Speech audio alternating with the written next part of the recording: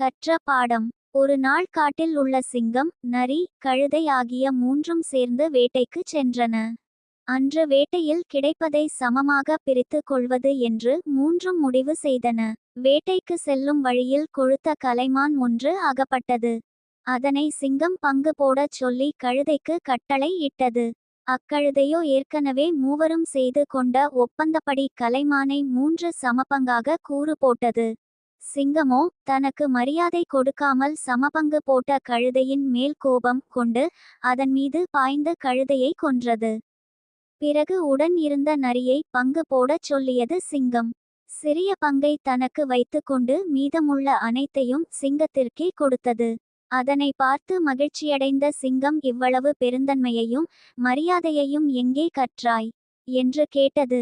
அதற்கு அந்த நரி இறந்து கிடக்கும் கழுதையை சுட்டிக்காட்டி, இதனிடமிருந்துதான் கற்றுக்கொண்டேன்